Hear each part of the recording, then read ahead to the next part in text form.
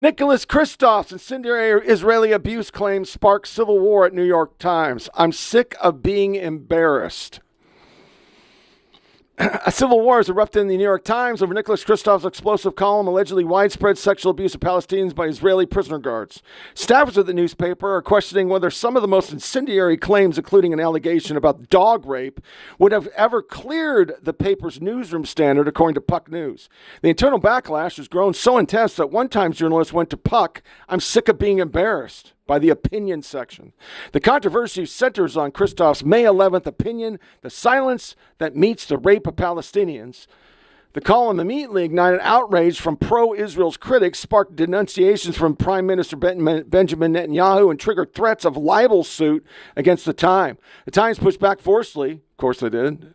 She added that any such legal claim would be without merit. With the Times leadership has publicly defended Kristoff's reporting as rigorous and meticulously fact-checked by 14 hearsay people that weren't even fucking there. Many in the newsroom journalists remain privately suspicious of the source behind some of the column's most graphic allegations. Kristoff's piece from last week included graphic first-hand accounts of Palestinians who claimed they were raped with batons and other objects, stripped naked, beaten, threatened, and raped and sexually humiliated while Israeli detention facilities. But we already knew that there was a huge report coming out because,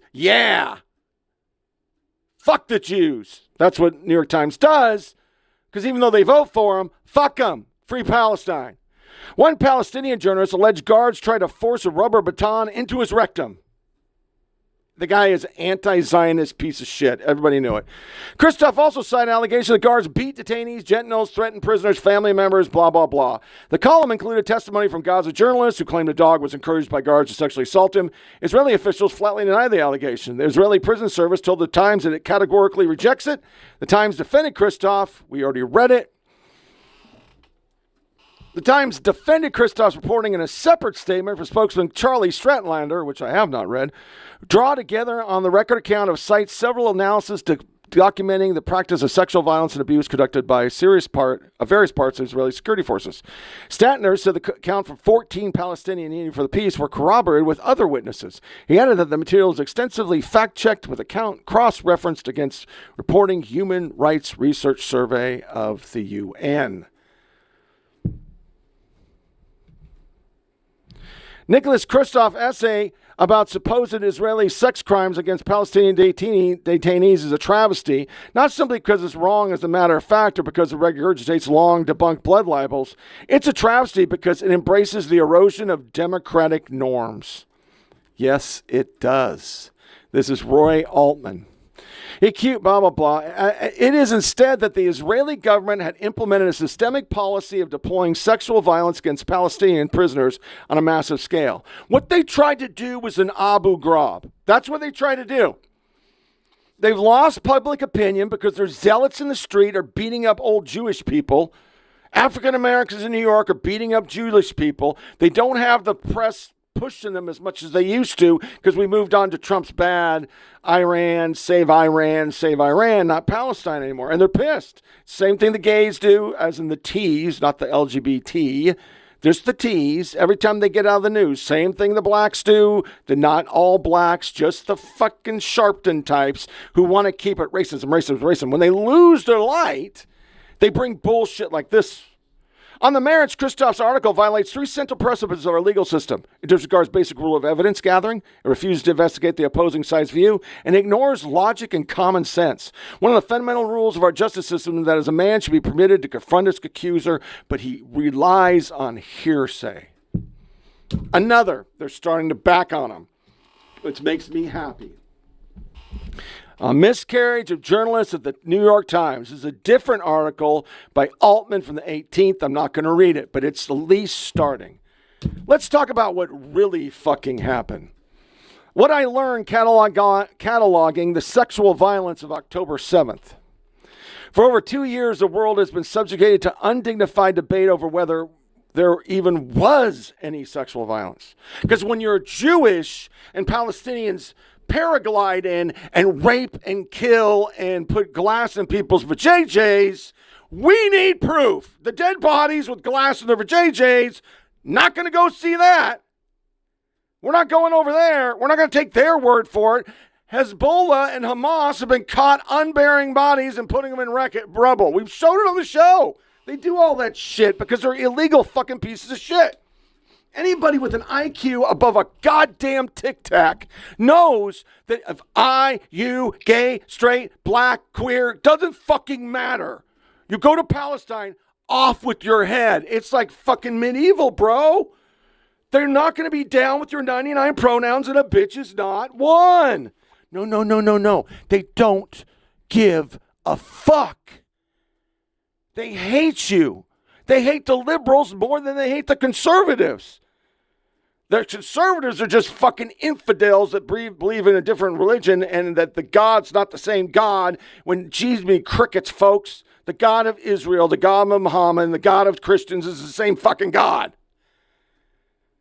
They just believe in Jesus, his son, and he's the way to go to heaven.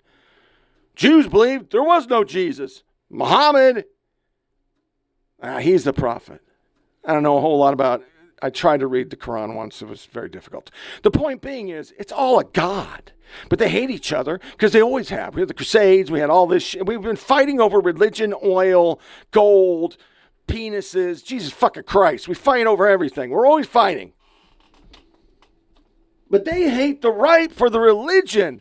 They hate the left for the lack of religion. Your values, the women, the gay, and all the bullshit you do, they're going to chop your head off for me. I'm telling you, we got lined up. Osmongold would be right about here on my right. He's going to get his head chopped up before I am. And then, like fucking Ben Shapiro, well, he's the first one out the door. He's a Jew. He's got to fucking go. And then it's going to be all the gay people and then the women. And then there's going to be Osmongold, who's like in the middle on the political scale on YouTube. Then me and what's that guy with the beard who did the I Am a Woman? Even the Daily Wire. I can never remember his fucking name. I don't watch his show because it relies on religion. I'm a Christian, but I don't think you should ever argue politics based on Christianity or religion because secularism wins the day. You got to make the argument based on anything other than the Bible. You're not going to win. I've been doing this shit since 2000 in a fucking goddamn little room in Korea, and then I segued to a trailer and a van down by the river in the Mojave Desert, and I started this political shit. And I realized the moment you use a Republican faux news or Daily Wire, Daily Caller, Daily, or talk about God, you're done. You're not going to win that argument. Abortion, you have to talk about the science. It's the science.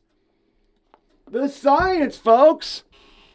You got to talk about the science. If you don't talk about the fucking science, you're going to lose the argument. Babies live at 18, 17 weeks. So you got to have your abortion before 16. That should be the science. That should be the argument. Back in the day, yes, we couldn't say babies. So before the third trimester, fuck it. Fuck them bitches. 24 weeks. And universally, it was third trimester is bad. Now we have people actually pushing, we should have it come out of the fucking womb. I don't like its eyes. Kill that motherfucker, because it's not all the way out, so it's not a baby. We've devolved that far on the left because they won't give up one thing, just like the right with the heartbeat bullshit. That's just bullshit. That's bullshit.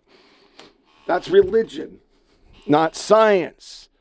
The moment the sperm pierces the egg, there's a light. It's a life. I agree with that, but you're never going to get that to pass. It's stupid as fuck. And then all they're going to do is do video after video after video, because in the 50s and 60s they did this shit, of women going in fucking alleys with a Coke bottle and a coat hanger, and Jesus Christ. It's like that video I played last month. I wish they never grabbed the slaves. If they never grabbed the slaves, we wouldn't be sitting here with Al Sharpton. Should have taken the fucking boats back. Take them all the fuck back. Take them back. Index, we're done. Everybody get the fuck over here. Get on a boat. You want to come to America? Fly back. See ya. Fuck off. And we wouldn't be here. And with abortion, a loosely termed Rowville that didn't say anything about anything. It just says you couldn't ban somebody from getting an abortion. And we've been arguing about that motherfucking shit my whole life. Every election, it's abortion. It's the border. And both parties have been for the border. Nobody ever argues, hey, dumbass, you were for the wall because Reagan gave mass amnesty. Nobody ever says that because we're fighting in this like 2-week media bubble where we argue about shit for 2 weeks and then we move like the fucking locusts we are to the next goddamn outrage and we forget that shit just happened. It's like the fucking press secretary. I didn't see anybody political going online and going, listen, cheese dick, butt leg didn't have a baby. Neither did his gay husband, but they took fucking 16 weeks off and you didn't give a fuck. You didn't give a fuck. And we had boats strung all the way to fucking China. Anyway. Get back to this. Sorry, I ranted. For over 2 years, the world is... Okay, so the doubt was poured onto these and clearly and obviously suffered unspeakable tragedy. Now, after more than 2 years of meticulous investigation, drawn forensic analysis, visual material, and the preservation of evidence in a secure archive, the record is no longer fragmentary. It is painfully established. As the president of the Civil Commission, a nonprofit tasked with cataloging and archiving the full scope of the sexual violence that took place during the October 7th attack and following it, my team and I have conducted more than 2 years of meticulous investigations. Our report allows the full scope of horror. Dr. Kokev Aklimi Levy, and every liberal in the world just say he's a Jew.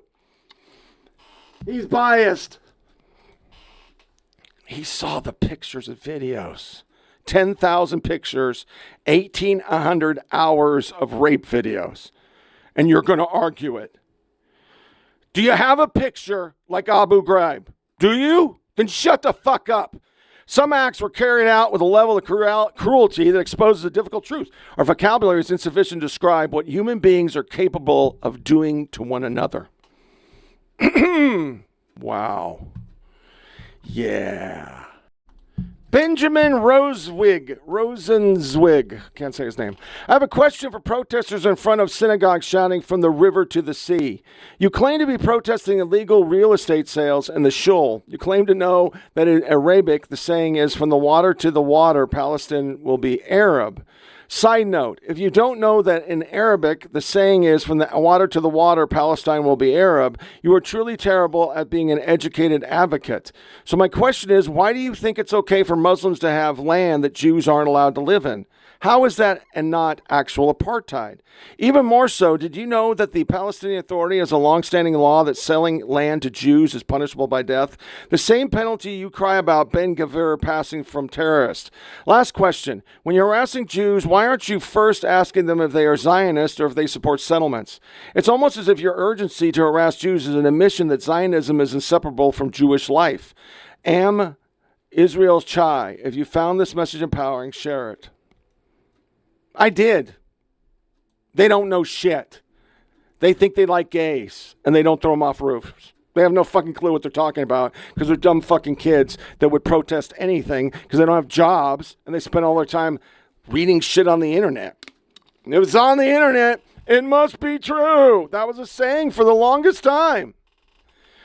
Lastly, and then videos. A Canadian Armed Forces training platoon made up of 83% foreigners. That's smart as fuck. Yeah, that's so smart. Yeah, good job, guys. Let's have 83% foreigners in a platoon for our country. They'll save us. Devolved in ethnic infighting and total dysfunction. Here's what happened.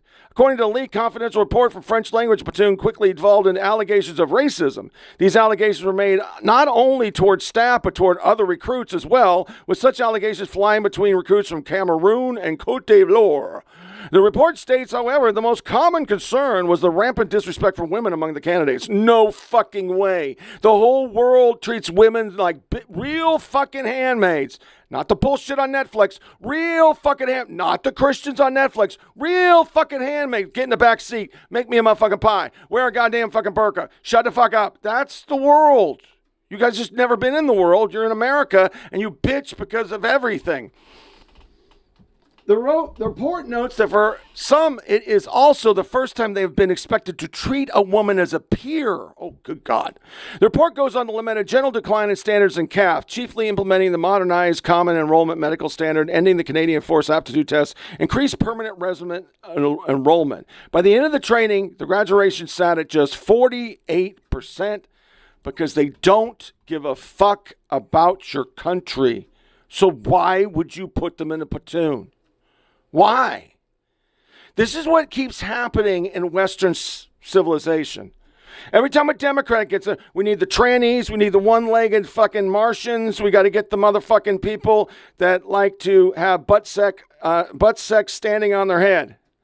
We don't have that. We don't have American representation. Problem is the trannies and the butt sex on their head motherfuckers, which I know is absurd, they don't care about the country. They fucking hate the country because they're liberals.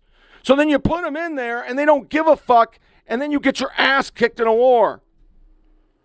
Part of some of us vets that I've talked to, we kind of hope it keeps going. So you can have just a little skirmish in one country, doesn't really hurt America. They all body bag, and then everybody goes, no, I want those rednecks from Alabama. I want those racist fucks from the South who shoot deer all day who can actually defend me. Because when we put the soy boys out there, we're getting our dicks slapped.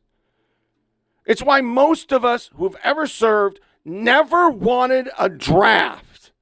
If you bring people in who don't want to serve, they're just going to be shitbags and they're going to make your life more difficult. I had a lot of them. You got the college fuckheads. I had a guy who was a PhD, he was a professor, but he couldn't pay his bills anymore because he couldn't get tenure because he kept fucking students. So he showed up and he showed them my platoon. He was useless. Guy didn't want to be there. He just had to serve 4 years to pay off his $4 billion and then go back to college and say how soldiers rape babies and America sucks and white people are shit. He was white. Now to the video.